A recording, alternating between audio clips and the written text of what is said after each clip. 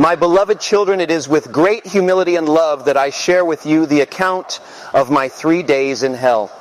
As I hung upon the cross, I felt the weight of the world's sins upon my shoulders.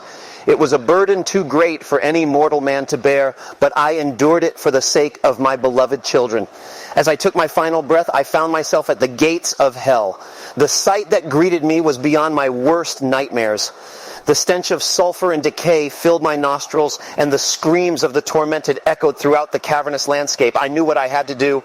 With faith in my heart and the love of my Father guiding me, I pressed forward. The demons of hell tried to stop me at every turn, but I was relentless in my pursuit of the truth. My journey took me to 4 locations in hell. At each one I was faced with new terrors and trials, but I did not falter. I knew that my Father was with me every step of the way, and that gave me the strength to carry on. At the gates of hell, I saw the souls of the doubting but faithful trapped in prison.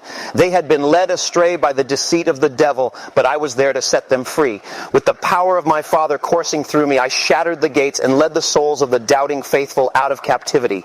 The first location past the gates I arrived at was the valley of Gehenna. This was a place of great suffering where the souls of those who had committed unforgivable sins were tormented by demons. The screams and cries of the damned echoed throughout the valley, and the stench of burning flesh filled the air. It was a place of great darkness and despair, and it pained me deeply to see so many of my children suffering in this way. I knew that I had to find a way to free them from this eternal torment, and I felt a great sense of purpose and determination as I pressed on. The second location I visited was the pit of despair. This was a place of utter hopelessness, where those who had lost their faith and given in to despair were trapped. The souls here were consumed by an overwhelming sense of sadness and hopelessness, and it was as if they had given up on life completely. I could feel their pain and their despair weighing heavily on my heart, and I knew that I had to find a way to help them regain their faith and hope in me. The third location was the lake of fire. This was a place of intense heat and flames where the souls of those who had committed sins of passion were consumed by fire. The flames were so intense that they seemed to be alive, and the souls trapped within them were constantly writhing and screaming in agony. It was a place of great pain and suffering, and I knew that I had to find a way to ease their torment. The final location was the prison of souls. This was a place where the souls of the faithful were trapped awaiting their release. I could feel their hope and their faith, and it filled me with a great sense of joy and comfort. It was as if they knew that I was coming, and they were waiting for me with open arms. I knew that I had to free them from their prison and guide them to the light of heaven. Throughout my journey through hell, I felt a great sense of purpose and determination.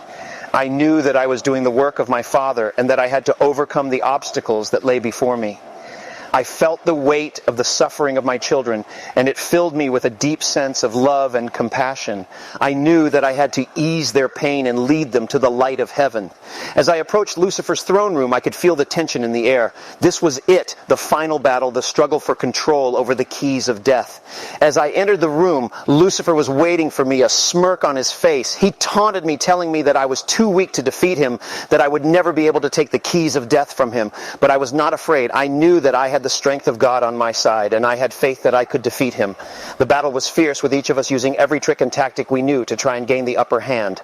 The walls shook and the ground trembled as we clashed our power and energy, creating waves of force that rippled through the very fabric of hell itself. At one point, Lucifer managed to get the upper hand, pinning me against the wall with his gifts God had granted him at his creation, but twisted and unrecognizable. But I refused to give up, drawing on the strength of my Father to break free and continue the struggle. As we fought, I could see the fear and desperation in Lucifer's eyes. He knew that he was losing, that he had underestimated the power of the Lord and his Son.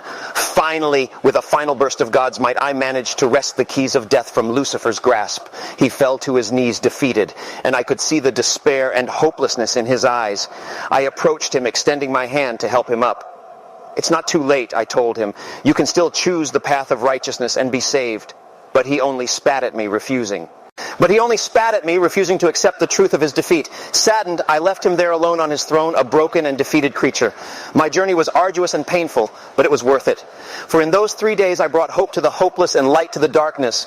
I emerged from hell victorious, a symbol of the power of love and the resilience of the human spirit. My dear children, I share this story with you not to frighten you or to glorify myself, but to remind you of the power of love and faith. No matter how dark the world may seem, know that the light of God's love will will always shine through. Hold fast to your faith and let it guide you through the trials and tribulations of life. Thank you for allowing me to share my story with you. I pray that it has touched your hearts and reminded you of the boundless love that our Father has for us all. God bless you, my children. Thank you for watching my video and taking the time to learn about Jesus' time in hell. I hope that it has given you a deeper appreciation for the sacrifices that Jesus made for us.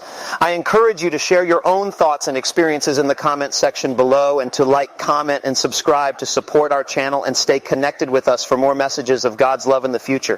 Thank you again, and may God bless you.